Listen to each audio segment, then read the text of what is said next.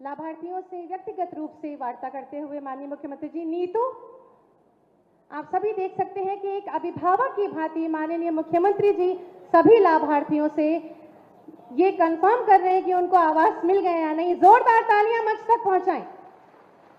कुसुमा, कुसुमा,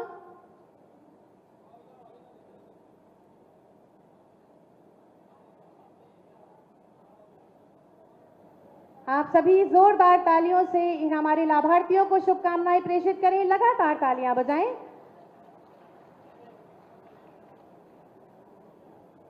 और रीमा, आप सभी की जोरदार तालियां अपेक्षित हैं। राष्ट्रीय ग्रामीण आजीविका मिशन के अंतर्गत 358 समूहों को रिवॉल्विंग फंड और 882 समूहों को सीआईएफ का डेमो चेक माननीय मुख्यमंत्री जी द्वारा दिया जा रहा है। 14,30,40,000 श्रीमती सुनीता देवी, श्रीमती रेणु देवी, श्रीमती अर्चना, श्रीमती शबाना और श्रीमती रंजू देवी। जितना बड़ा ये चेक है उतनी जोरदार आपकी तालियां मंच तक होनी चाहिए।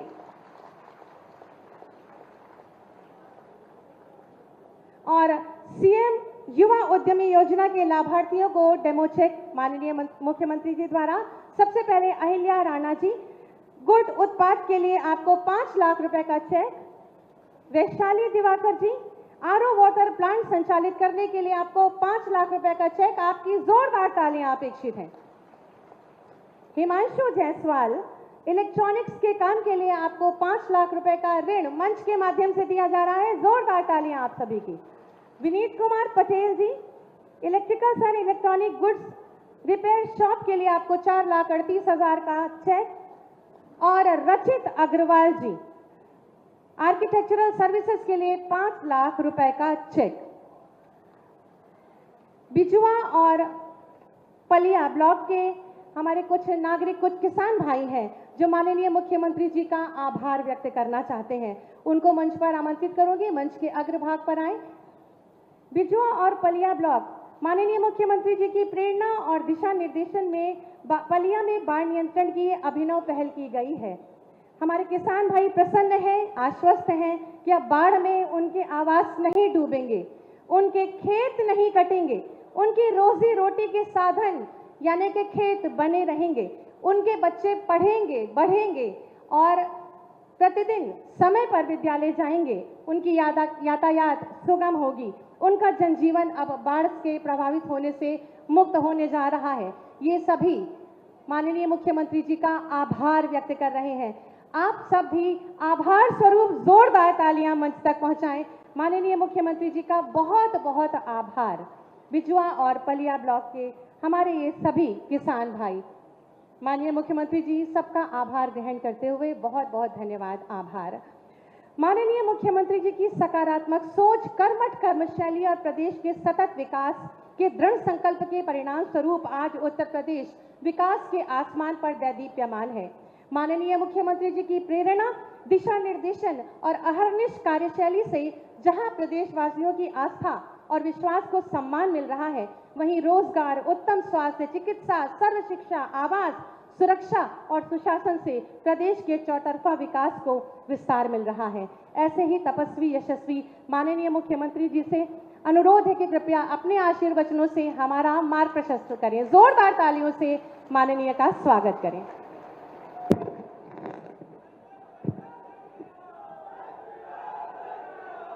भारत माता की, भारत माता की, भारत माता की। वंदे वंदे वंदे। मंच पर उपस्थित उत्तर प्रदेश सरकार में मंत्रिमंडल के मेरे सहयोगी, जल शक्ति मंत्री श्री स्वतंत्र देव सिंह जी, प्रभारी मंत्री लखीमपुर खीरी श्री नितिन अग्रवाल जी,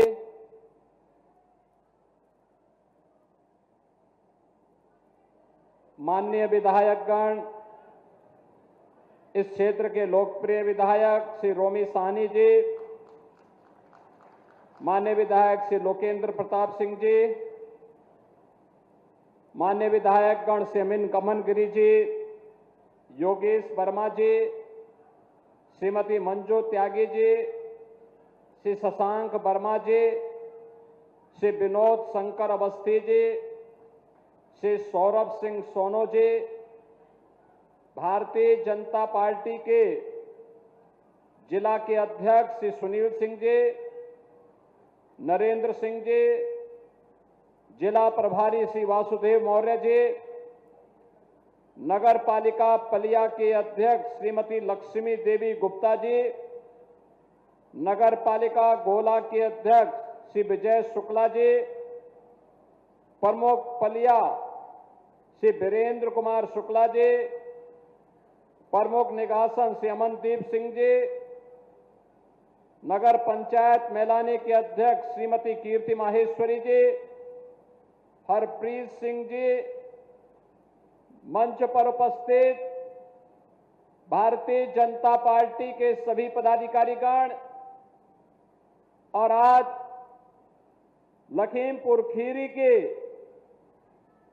पलिया, निघासन आदि क्षेत्रों की बाढ़ की समस्या के समाधान के उद्देश्य से आयोजित आज की सभा में उपस्थित बहनों और भाइयों,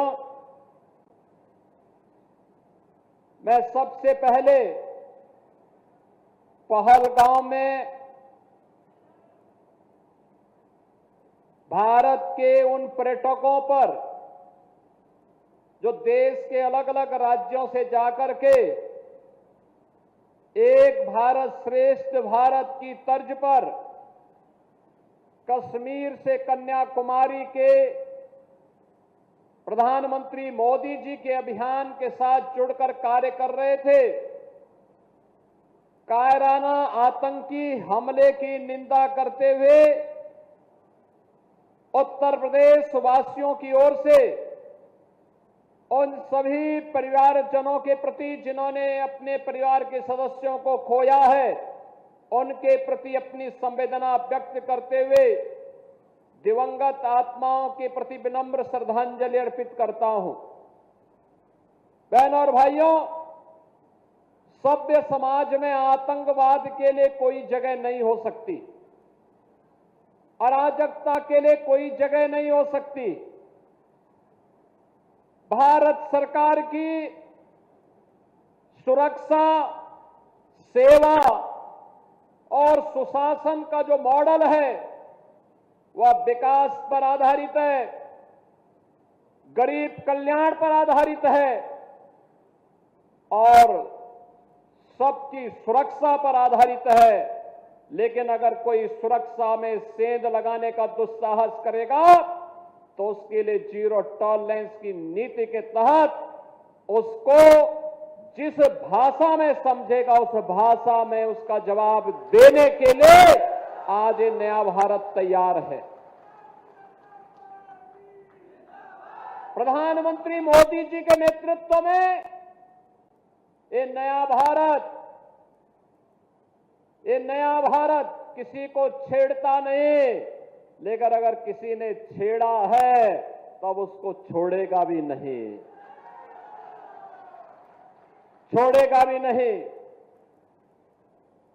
बहनों और भाइयों, आज इसी जीरो टॉलरेंस की नीति के तहत उत्तर प्रदेश के अंदर प्रधानमंत्री मोदी जी के मार्गदर्शन में हम लोगों ने उत्तर प्रदेश को माफिया मुक्त किया, अराजकता से, दंगों से मुक्त किया, विकास की प्रक्रिया में तेजी के साथ उभरते हुए एक राज्य के रूप में उत्तर प्रदेश को स्थापित करते हुए देश की अग्रणी अर्थव्यवस्था के रूप में ला करके खड़ा कर दिया है।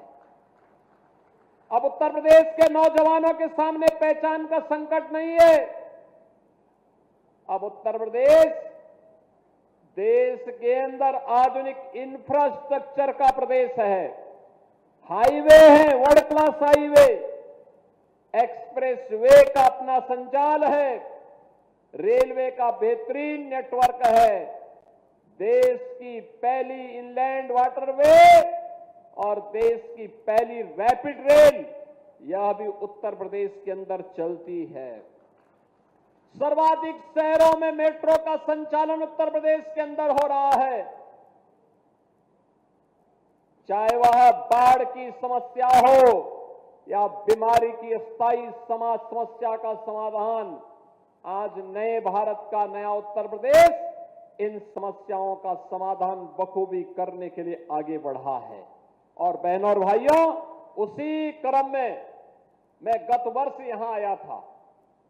मुझे उस समय दुख हो रहा था जब मैं पलिया क्षेत्र में, निगासन क्षेत्र में बाढ़ की समस्या से जूझते हुए लोगों को देख रहा था। और तब मैंने रोमी साहनी जी को बोला था, तब मैंने शशांक वर्मा को भी कहा था, तब मैंने यहां पे प्रभात वर्मा जी को भी कहा था। मैंने कहा चिंता मत करिए, इसकी अस्थायी समाधान का रास्ता हम लोग निकालेंगे। और आज मुझे प्रसन्नता है कि इन जनप्रतिनिधियों के सहयोग से जल शक्ति विभाग शारदा नदी में बाढ़ की समस्या का स्थायी समाधान के लिए उसे चैनलाइज करने जा रहा है। किसान का खेत भी नहीं जाएगा, खेत भी बचेगा और बाढ़ से बस्ती भी बचेगी। हमेशा का समाधान का रास्ता निकालने के लिए आपने देखा होगा 7 किलोमीटर का एक लंबा चैनल बनाने का कार्य हो रहा है। मुझे अप्रैल प्रथम सप्ताह में आना था, लेकिन मैंने इसीलिए उस समय कहा कि चलो पहले काम प्रारंभ करने दो। और मुझे अच्छा लगा कि यह कार्य आज तेजी के साथ आगे बढ़ गया है। उस समय यहां पर जल शक्ति मंत्री श्री स्वतंत्र देव सिंह जी आए थे, प्रभारी मंत्री आए थे, रोमी साहनी जी और अन्य जनप्रतिनिधिगण आए थे। और आज मुझे अच्छा लगा कि ये कार्य तेजी के साथ आगे बढ़ रहा है। बहनों और भाइयों, सरकार जो पैसा खर्च करती है, ये सरकार के अपने पास का पैसा नहीं है, मुख्यमंत्री के पास का पैसा नहीं है, मंत्री के पास का पैसा नहीं है। यह पैसा है जनता जनार्दन का, टैक्स के द्वारा अर्जित पैसा। इसका सदुपयोग होना चाहिए। इसके लिए पहले हमारे सामने प्रस्ताव आया था 180 करोड़ रुपए की लागत से एक तटबंध बनाया जाए। तो मैंने कहा तटबंध से क्या होगा? कहा जमीन जाएगी किसानों की। तो मैंने कहा मिट्टी का तटबंध कितने दिन तक? शारदा नदी में 3 लाख क्यूसिक वाटर आएगा, कैसे वह मिट्टी का तटबंध रोक पाएगा? ये समस्या का समाधान नहीं। नदी को चैनलाइज करिए, ड्रेजर मंगाइए, एक साथ नदी को चलने का रास्ता दीजिए, बाढ़ की समस्या का समाधान होगा। और मुझे अच्छा लगा कि काम अब प्रारंभ हो चुका है। अब मेरा मानना है, मैंने कह दिया है 180 करोड़ रुपए का काम अगर मात्र 22 करोड़ में हो सकता है तो इस कार्य को हर हाल में 10 जून तक कंप्लीट कर दीजिए। उसके बाद जब मानसून आएगी तो मानसून में पानी अब पलिया और निगासन की तरफ या लखीमपुर खीरी की तरफ नहीं जाएगा। ये पानी सीधे बहते हुए आगे घाघरा नदी में, जब सरयू जी में, जब शारदा नदी में मिलती है तो आगे बढ़ते हुए कारवां आगे बढ़ जाएगा। बहनों और भाइयों, 3-3.25 लाख क्यूसिक वाटर बरसात में शारदा नदी में आता है। लेकिन चैनलाइज अगर हम कर देंगे, वो बिखरेगा नहीं, छितरेगा नहीं, अपने रास्ते तय करते हुए आगे बढ़ जाएगा। किसान की फसल भी बचेगी, उसकी खेती भी बचेगी, उसका घर भी बचेगा और वह स्वयं भी सुरक्षित होगा। जल जमाव से खेती बाड़ी के साथ साथ पशुधन भी बचेगा और बाढ़ के कारण जन और धन की होने वाली हानि, चाहे वह किसान का हो चाहे वह सरकार का हो, इसकी भी बचत होगी। और उसी को बचत करने के लिए योजना आज हम सब यहां पर लेकर के आए हैं। बहनों और भाइयों, आज लखीमपुर विकास की नई ऊंचाइयों को प्राप्त कर रहा है। मुझे प्रसन्नता है कि अब तो लखीमपुर खीरी में मेडिकल कॉलेज का निर्माण भी हो गया है। मेडिकल कॉलेज लखीमपुर खीरी में, कोई सोचता था आज से 7 साल पहले सपना था, आज ये हकीकत है। आज हम जा रहे हैं, अभी सोहेली नदी के ड्रेजिंग के कार्य को भी देखेंगे, जिसके बारे में रोमी जी कह रहे थे। लखीमपुर खीरी में दुधवा नेशनल पार्क भी है। यहां के माध्यम से पर्यटन की संभावना को आगे बढ़ने के लिए अभी हमारी एक बैठक होने जा रही है। मैंने पर्यटन मंत्री को भी और वन मंत्री को भी बुलाया है। और लखीमपुर खीरी में भी एक एयरपोर्ट हो। एयरपोर्ट लखनऊ में ही क्यों होगा, एयरपोर्ट लखीमपुर खीरी में भी हो। इसके लिए हम लोग आए हैं आज देखने के लिए। लखीमपुर खीरी में यह भी काम होगा और इसके लिए हमने पैसा भी दिया है। लेकिन एयरपोर्ट सोहेली नदी से और अन्य जल प्लावन की स्थिति से बचे, आज उन कार्यों का भी हम निरीक्षण करने के लिए यहां पर आए हैं। और बहनों और भाइयों, आप तो जानते हैं डबल इंजन की सरकार की शीर्ष प्राथमिकता में अन्नदाता किसान भी है, युवा भी है और देश की आधी आबादी हमारी बहन और बेटियां भी है। अन्नदाता किसान के कर्ज की माफी की शुरुआत से सरकार प्रारंभ हुई थी। आज प्रधानमंत्री मोदी जी की कृपा से प्रधानमंत्री किसान सम्मान निधि का लाभ हर अन्नदाता किसान को उपलब्ध करवाया जा रहा है। और अन्नदाता किसान को किसान सम्मान निधि के साथ साथ गन्ना मूल्य के भुगतान के बारे में जो चिंता यहां के जनप्रतिनिधियों की है, बहनों और भाइयों, हमने तो पहले दिन से कहा है कि किसी को भी अन्नदाता किसानों का शोषण करने की इजाजत नहीं देंगे, किसी को भी नहीं देंगे। आपने देखा होगा 2017 के पहले गन्ना किसानों का 10-10 वर्षों का गन्ना मूल्य का बकाया रहता था। आज 1 साल पुराना किसी किसान का नहीं होगा। और हमने ये भी तय किया है 122 चीनी मिलें चल रही हैं। 122 में से हम लोगों ने तय कर दिया है 105 चीनी मिलें ऐसी है, बहनों और भाइयों, जो 1 सप्ताह के अंदर गन्ना मूल्य का भुगतान कर रही हैं। लेकिन जो शेष 17 चीनी मिलें हैं, इन 17 चीनी मिलों में जो लेट लफीते हैं, इसके लिए भी हम इसका एक समाधान निकाल रहे हैं।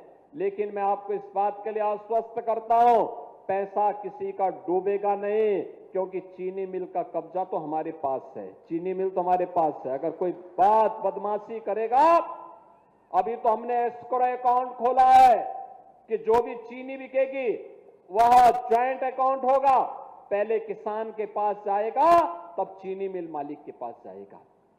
और अगर कोई इसके बाद भी बदमाशी करने का काम करेगा, तो हम चीनी मिल को ही नीलामी करके पहले किसानों का गन्ना मूल्य का भुगतान करेंगे और तब जाकर के फिर कोई और कार्य होने देंगे। बहनों और भाइयों, अन्नदाता किसान हो या युवा, अभी मैं मंच पे देख रहा था, किसानों को डबल इंजन सरकार की सब्सिडी के तहत ट्रैक्टर और कृषि उपकरण वितरित किए जा रहे थे। और साथ साथ एक तरफ अन्नदाता किसानों को यह सुविधा और दूसरी तरफ युवाओं के लिए सीएम युवा उद्यमी योजना के अंतर्गत 5 लाख रुपए तक का ऋण, ब्याज मुक्त ऋण, ब्याज मुक्त ऋण, उनके ट्रेनिंग की व्यवस्था और बिना गारंटी के उनको ऋण उपलब्ध करा करके नया उद्यम स्थापित कर सकता है। यह सीएम युवा उद्यमी स्कीम के अंतर्गत यहाँ के नौजवानों को भी वह ऋण उपलब्ध करवाने का कार्य यहाँ पर किया जा रहा था। और आपने ये भी देखा होगा कि महिला स्वयंसेवी समूह को धनराशि देकर के प्रधानमंत्री मोदी जी के विजन के अनुरूप उन्हें लखपति दीदी बनाने के कार्यक्रम के साथ जोड़ा जा रहा है। यानी ये सभी कार्यक्रम प्राथमिकता के आधार पर बिना भेदभाव के हो रहा है।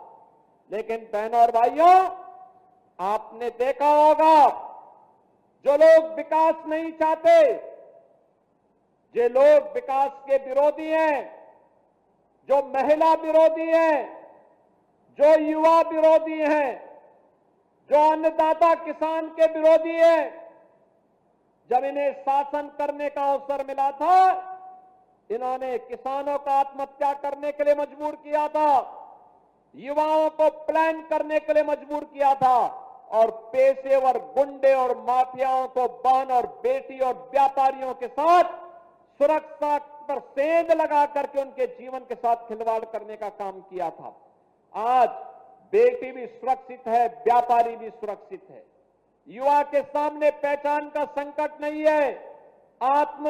हमारे अन्नदाता किसान आत्महत्या नहीं कर सकता, क्योंकि शासन उनके द्वार पर है, उनकी सुरक्षा के लिए पूरी मजबूती के साथ काम कर रहा है। और इसलिए हताश और निराश विपक्ष अब जाति के नाम पर समाज के ताने बाने को छिन्न भिन्न करने पर उतारू हो रखा है। आपने देखा होगा, ये समाजवादी पार्टी हो या कांग्रेस, अब ये जाति के नाम पर समाज को बांट रहा है। आपने देखा होगा किस तरीके की राजनीति कर रहे हैं। इन लोगों की राजनीति, एक तरफ छत्रपति शिवाजी महाराज का अपमान करते हैं और औरंगजेब का महिमा मंडन लोग करते हैं। औरंगजेब जैसा क्रूर बादशाह इतिहास में नहीं हुआ।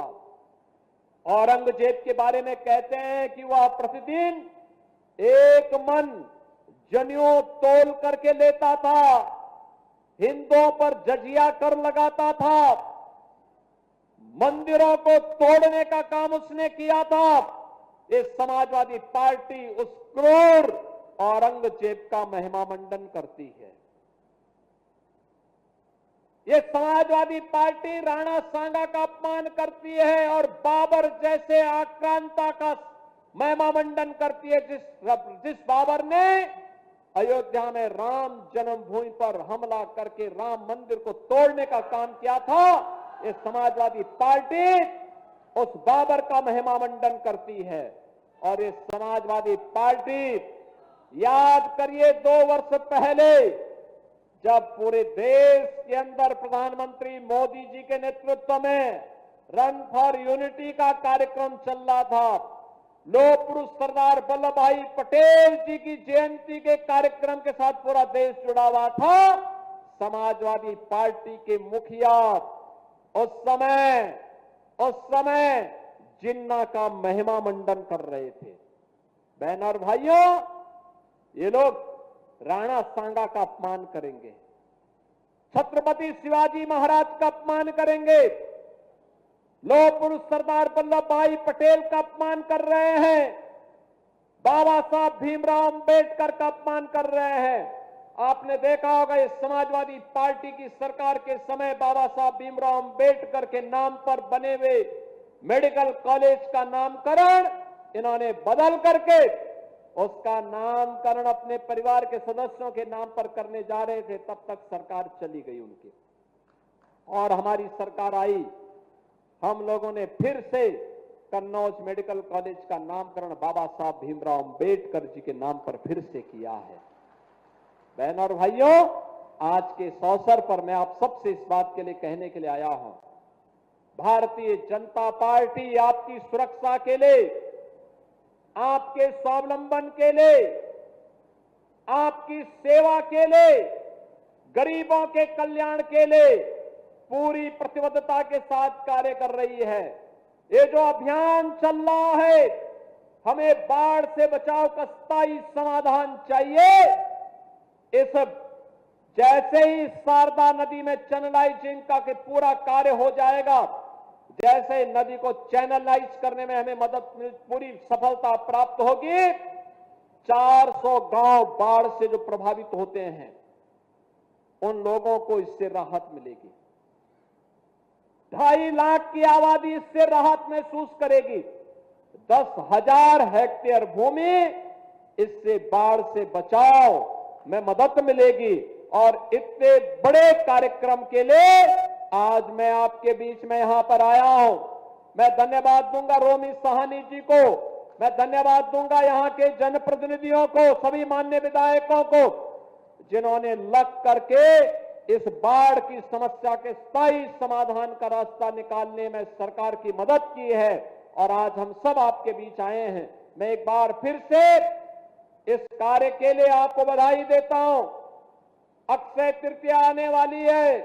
30 अप्रैल को भगवान परशुराम की पावन जयंती का दिन भी है और अक्षय तृतीया तो हमारे सनातन धर्म में एक पवित्र तिथि के रूप में मानी गई है। यानी अक्षय यानी जिसका क्षय नहीं होता है। धन धान्य से हमारा घर और परिवार परिपूर्ण हो, फसल आने की खुशी में हर परिवार में कितनी खुशी होती है, यह इस बार भी देखने को मिला है। मैंने देखा अन्नदाता किसानों में, जब पिछली बार में आया था पीएलए प्लांट और गोला गोकर्णनाथ में भगवान शिव के छोटी काशी में अमनगिरी के आमंत्रण पर मैं आया था। भव्य कॉरिडोर बनने जा रहा है। बहनों और भाइयों, काशी की तर्ज पर छोटी काशी में भी अब एक कॉरिडोर बनकर के बाबा गोला गोकर्णनाथ का पावन पर्यटन स्थल के रूप में लाखों की संख्या में श्रद्धालु जनों को, पर्यटकों को अपनी ओर आकर्षित करने का एक कार्य होगा। और मैं कह सकता हूं, जब गोला गोकर्णनाथ का विकास होगा, दुधवा का विकास होगा, तो जहां खतरा है वहां क्यों जाएंगे लोग? यहां आकर के देखेंगे ना, भगवान का भी दर्शन लेंगे। दुधवा में आकर के जब लखनऊ में टेम्परेचर 46 होता है, दुधवा के अंदर तब 38 डिग्री टेम्परेचर रहता है। तो पर्यटक यहां आएंगे, रोजगार यहां संभावना बढ़ेगी। और रोजगार इस सर्विस सेक्टर में, पर्यटन में कितनी संभावनाएं हैं, यह हम इसके माध्यम से देख पाएंगे।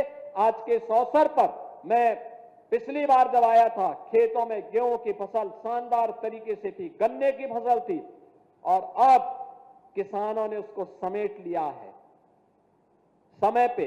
और मैं कहूंगा भूसा बैंक भी बनाइए। फसल कट गई है, उसमें आग मत लगाना, डंठल पे आग मत लगाना, उसको भूसा बनाइए, भूसा बैंक बनाइए। गौ माता का भी आशीर्वाद बना रहेगा। उसके लिए भूसा में हरा चारा और कुछ चौकर मिलाकर के खिलाएंगे, पौष्टिक आहार उसके लिए बन जाएगा। और फिर वो दूध देगी तो आप भी और आपके बच्चे भी मजबूत होंगे। और जब हमारे बच्चे मजबूत होंगे तो दुश्मन के दांत अपने आप ही खट्टा करने के लिए सीमाओं की रक्षा करने में सफल हो जाएंगे। और बहनों और भाइयों, इस नए भारत के लिए, आत्मनिर्भर और विकसित भारत के लिए अस्थायी विकास की योजनाओं के साथ हमें आगे बढ़ना पड़ेगा। और मैं विश्वास के साथ कह सकता हूं कि आने वाले समय में पलिया, निगासन, लखीमपुर खीरी और इस जनपद से जुड़े हुए बाढ़ की समस्या का स्थायी समाधान करने में हमें सफलता प्राप्त होगी। इन सभी योजनाओं के लिए मैं आपको बधाई दे रहा हूं। धन्यवाद। जय हिंद। बहुत बहुत धन्यवाद, आभार माननीय मुख्यमंत्री जी।